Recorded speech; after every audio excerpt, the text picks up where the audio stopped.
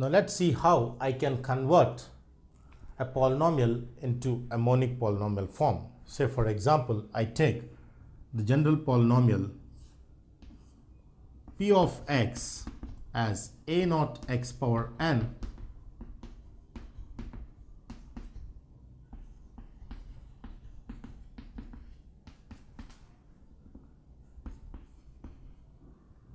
is what I get here.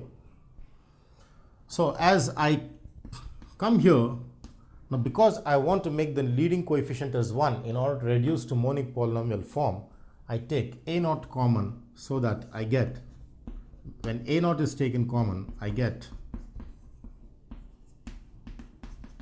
a2 by a naught of this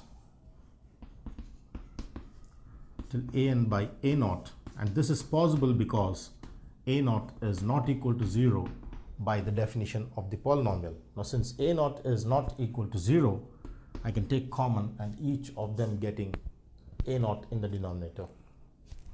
Now as I see here, this itself is satisfying all the properties of a polynomial, but the only difference is that the leading coefficient here is 1.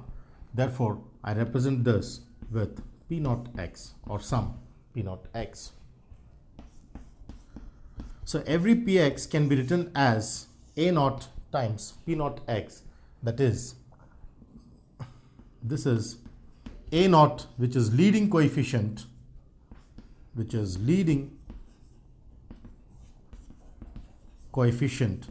times polynomial, or which is monic polynomial because its leading coefficient is 1. In case of p naught, the whole of p naught has its leading coefficient as 1. Therefore this is entirely a monic polynomial inside the brackets. So this p naught x, which is represented for the whole expression, is monic polynomial of degree n, is how we express for the given polynomial. So every polynomial can be expressed as a product of the leading coefficient into the monic polynomial of degree n, is how we understand the expressing of a polynomial into the monic polynomial form. Now we are going to discuss about polynomial equation. So what do we mean by a polynomial equation? If the given polynomial is equated to 0, then we call that polynomial as a polynomial equation. So let's see how we can equate to 0.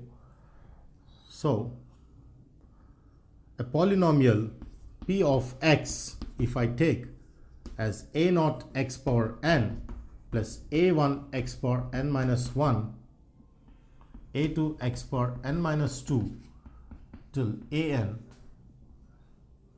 is equal to 0, then this polynomial, when equated to 0 with each of its property, is called a polynomial equation. This is called a polynomial equation of degree n because it retains the highest power as n. This whole of the equation with this being equated to 0 is called a polynomial equation of degree n, where the p of x is a polynomial. So I make a note that the left hand side of the above equation is a polynomial p of x in x of degree n. So this is how I differentiate between a polynomial and a polynomial equation. So the left hand side is a polynomial, but when the left hand side is equated to 0, the whole of the equation is called a polynomial equation.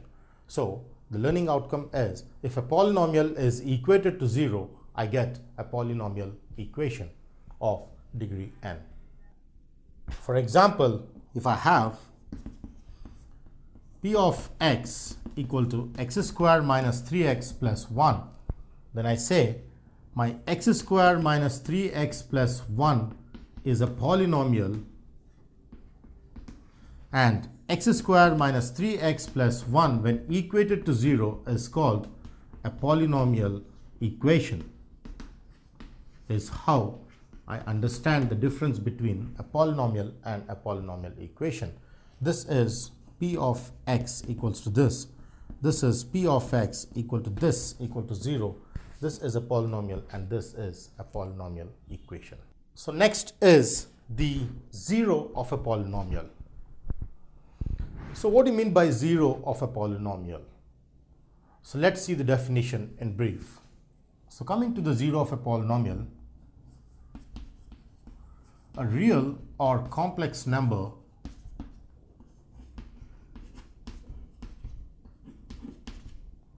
alpha is said to be the 0 of the polynomial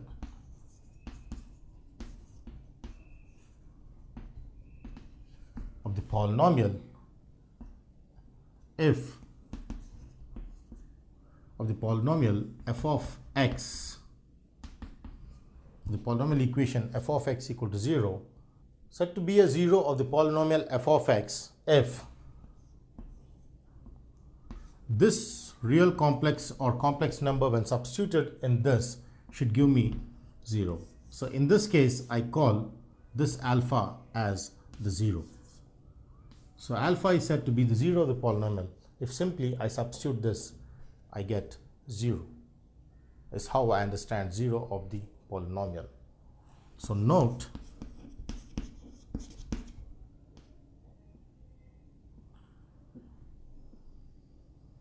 if for 0 of a polynomial I have seen f of alpha equal to 0, that implies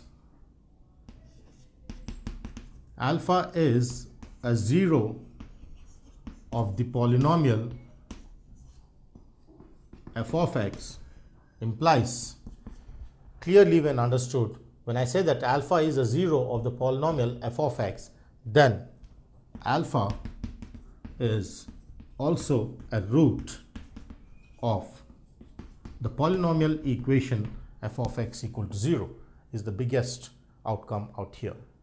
So when I say that alpha is a 0 of the polynomial f of x, then alpha is also said to be the root of the function f of x equals 0, is how I connect between the root and the 0 of the polynomial. So the 0 derived from the roots of the polynomial makes us with an interesting understanding that if I want to find the roots of the polynomial, I have to find the zeros, or if I want to find the zeros of the polynomial, I need to find the roots of the given polynomial. Say for example, I take a polynomial in the form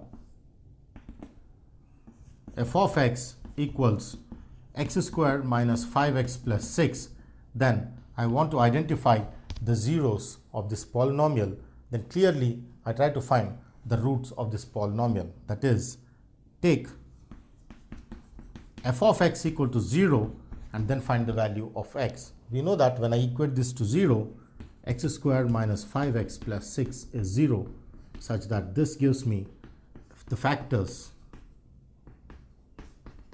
and this in turn gives me the values 2 and 3, which are the zeros or the roots of the given polynomial x squared minus 5x plus 6.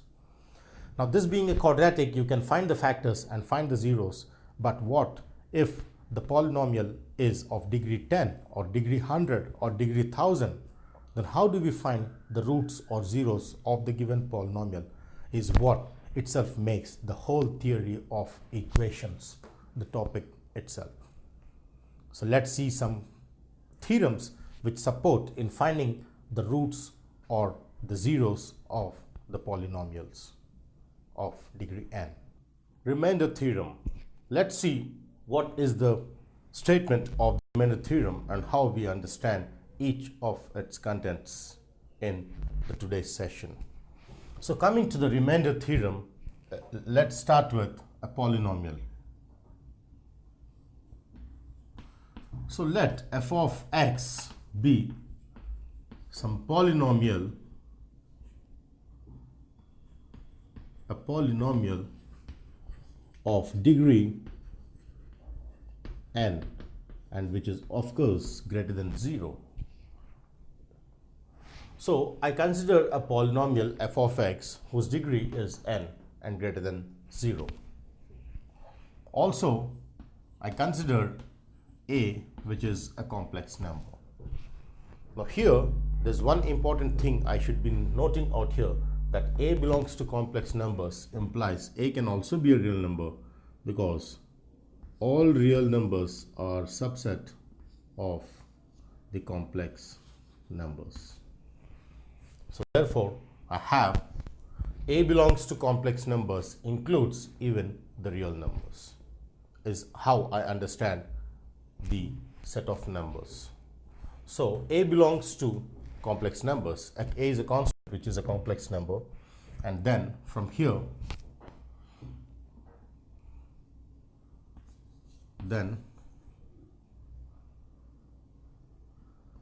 there exists a polynomial q of x. So with the given conditions that f of x is a polynomial of degree n greater than 0, and for a constant a, which is a complex number, the remainder theorem says that there exists a polynomial q of x of degree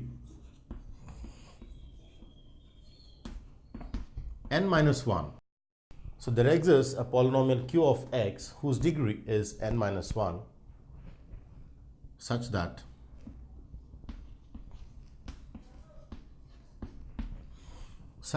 I can write f of x as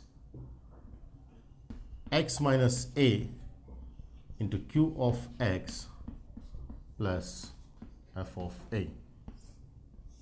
Is how I understand the remainder theorem.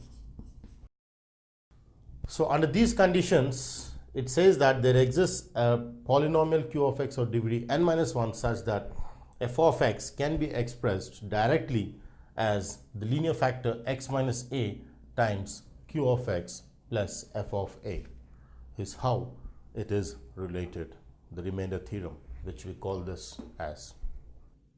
Now I use the remainder theorem as discussed in the previous session to discuss or define a factor. We all know what are factors for the general numbers.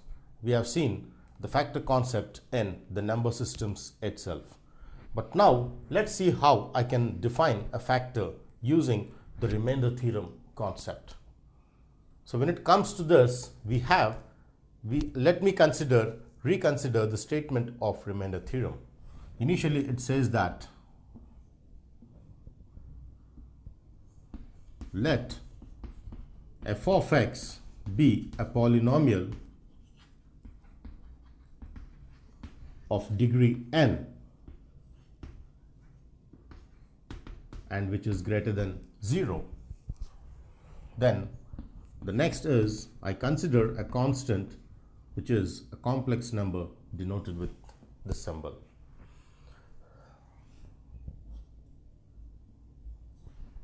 Now in this case, x minus a is said to be a factor of the given considered polynomial f of x. We call this to be a factor of f of x if there exists a polynomial q of x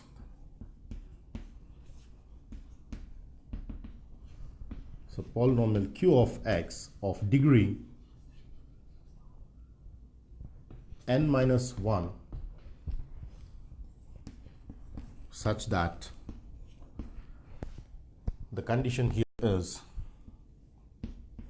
f of x is x minus a times q of x, is how I understand the factor concept using the remainder theorem. So let's come back to the statement from the starting. So when I consider a polynomial f of x of degree n greater than 0, then also I consider a constant a which belongs to the complex numbers, then I define x minus a is said to be a factor of the polynomial f of x if there exists another polynomial q of x whose degree is n minus 1 such that it must satisfy the mathematical equation f of x equals x minus a times q of x. Then we say this is a factor of this or a multiple of this under these conditions of the statement. So as I compare this with the remainder theorem, the only difference I find here is that x minus a is a factor of f of x if f of a is 0, because in remainder theorem we have plus f of a which is missing in the factor. Therefore, I can make a conclusion saying that, note, if x minus a is a factor of f of x, then the most important thing is that f of a will be 0 is one of the most important property I identify in the note, the very important note which says that if x minus a is a factor of f of x, then f of a is 0 simply because this mathematical equation doesn't have f of a plus f of a which was in the remainder theorem. So therefore, this makes us clearly understand that indirectly when x minus a is a factor of f of x, then the formula is f of a will be 0. Now let's see some problems of understanding the remainder theorem through the live example problems. Now, if I have a problem where the question says, find the remainder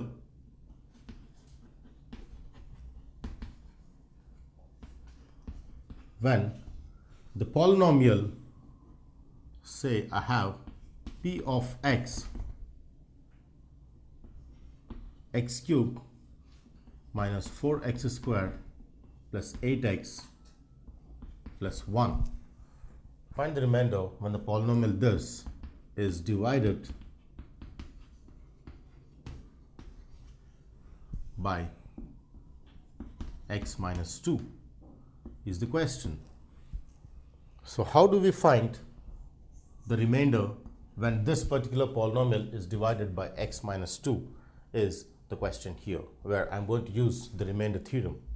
So revisiting the remainder theorem, we know that when a function f of x is divided by the polynomial x minus a, I get the relation in the form of f of x, here being p of x, is x minus a times q of x plus f of a, or p of a, because your p of x is f of x.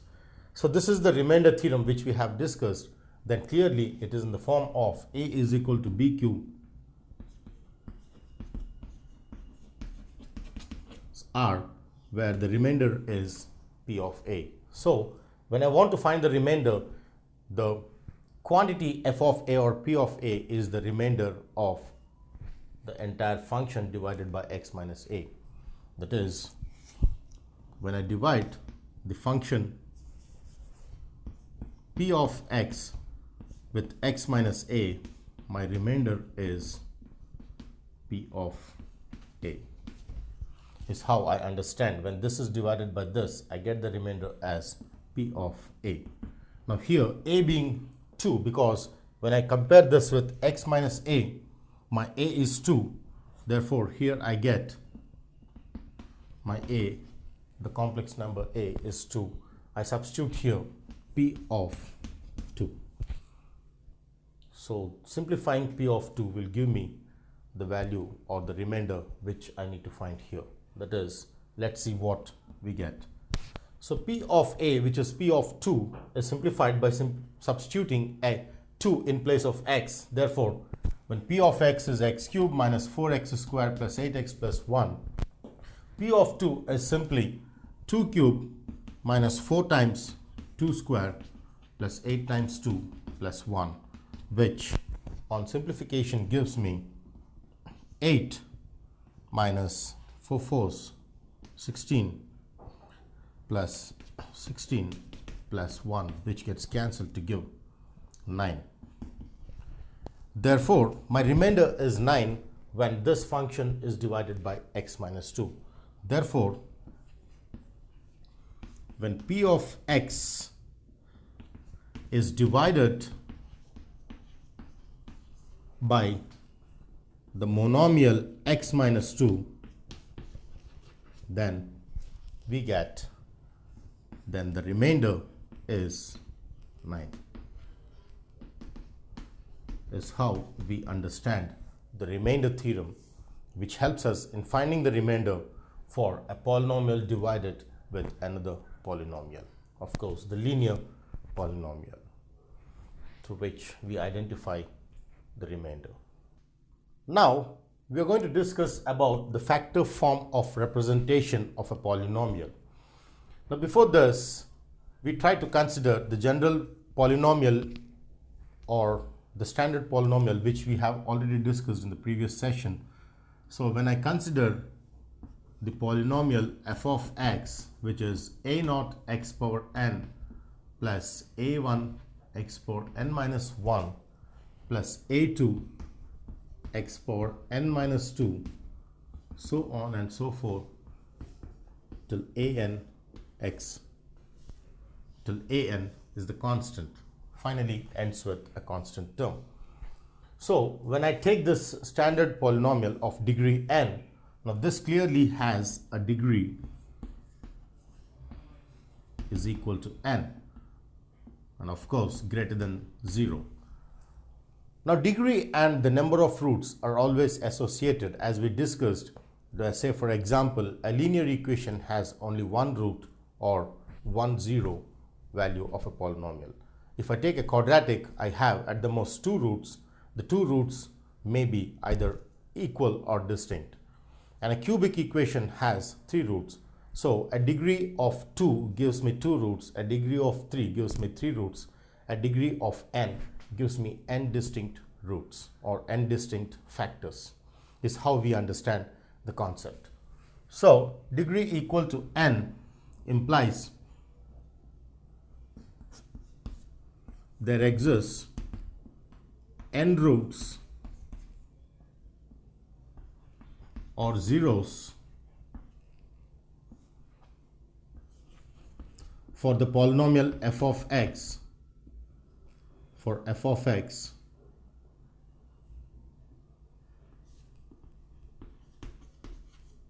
need not be distinct because they can be repeated too. So this is very important point to be noted down, that if degree is n, then that implies there exists n roots or zeros for f of x which need not be distinct. So what I do is I consider the roots. So let alpha 1, alpha 2, alpha 3 till alpha n be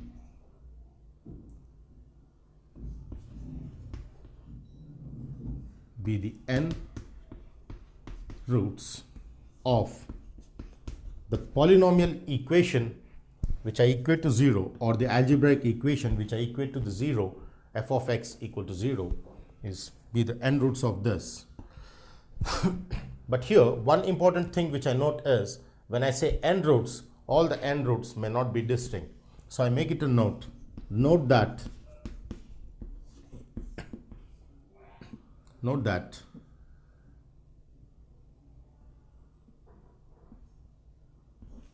the above n roots need not be all distinct. That is, there can be some repeated roots in between, is how we understand with the rule need not be distinct. So note that the above n roots need not be all distinct. Now coming to this, f of x, which is a naught x power n plus a1 x power n minus 1 plus a2 x power n minus 2 plus so on till an, with its leading coefficient as a naught, can be taken out, and followed with the leading coefficient a naught, I can just multiply each of the factors which come in this manner. Initially my first root is alpha 1, So x minus alpha 1 will be the first factor of the polynomial f of x. Now my next root is alpha 2. So I get this x minus alpha 2 as the second factor of the polynomial f of x. Then my third factor is x minus alpha 3, so on and so forth, x minus alpha I, so on and so forth, x minus alpha n is how I understand the factors. That implies the polynomial f of x can also be written in the form of factors which can be represented in this form. That is, when I have n factors which may not be distinct, that is alpha 1, alpha 2, alpha 3 and alpha 1, which are the roots of the polynomial equation or the algebraic equation f of x equal to 0, then with the leading coefficient taken out, I can express in the form of x minus alpha 1, x minus alpha 2, x minus alpha 3, till so on and so forth till x minus alpha n is how we understand the factor form of representing the polynomial f of x.